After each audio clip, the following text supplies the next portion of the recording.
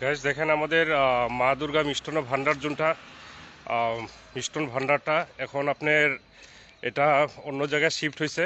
এখন আপনার এই মিষ্টান্ন ভান্ডারটা আমাদের যেটা রবীন্দ্রনাথ ঠাকুরের স্ট্যাচুটা রবীন্দ্র সরোবর বলে বলি, রবীন্দ্র ঠাকুরের স্ট্যাচু, আরও আমাদের নতুন ইলেকট্রিসিটি যাওয়ার যেটা রাস্তা আছে, মধ্যের রাস্তার মধ্যে যেটা শিব মন্দির আছে, একটা রাস্তার সামনে শিব মন্দিরের সামনে টেম্পোরারি শিফট হয়েছে। কেন কি আগের জায়গাতে বর্তমান মনে হয় কনস্ট্রাকশন চলতেছে, বিল্ডিং বানাবে, তো সেই জন্য মোটামুটি ধরেন 7-8 মাসের জন্য এখানে আমাদের টেম্পোরারি শিফট হয়েছে। তারপরে হয়ে যাওয়ার পরে আপনার আবার আগের জায়গাতে শিফট হবে।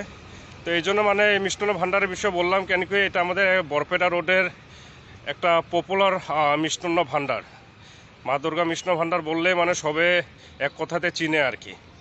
সেজন্য এই মিষ্টান্ন ভান্ডারটা দেখালাম। কেন কি কালকে আমিও আমাদের ঘরে কিছু মানুষ আসছিল, তো মানুষ আসাতে যখন আমি যদি সুইটস বা কিছু মানে নিই, তখন এই দোকানটাই বেশিরভাগ প্রিফার করি। তখন আমিও নিতে আসাতে তখন দেখলাম যারে দোকানে নাই দেখি এখানে। তারপরে মালিকটাকে পেলাম, বললাম যে দোকান, তো বললো যে ওইখানে বর্তমান আমতলার ওই জায়গাতে শিফট হয়েছে। তখন আমি যাই, আমিও মানে ওইখান থেকে পরে যতটুকু সুইটস নেওয়ার আছে, মিষ্টি নেওয়ার আছে নিলাম।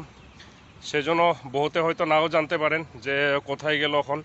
এটা হলো, আমি আরেকবার বলছি, যেটা আমাদের ক্লক টাওয়ারটা আছে, ক্লক টাওয়ার থেকে আপনি সিধা যখন কারেন্টের উপর সাইডে যাবেন, যেটা রাস্তার মধ্যে আমতলাতে যেটা মেন রাস্তার মধ্যে আপনার শিব মন্দিরটা আছে, ছোট একটা শিব মন্দির আছে, শিব মন্দিরের লগে বর্তমান টেম্পোরারিলি শিফট করছে আর কি ওইখানে 6-7 মাসের জন্য।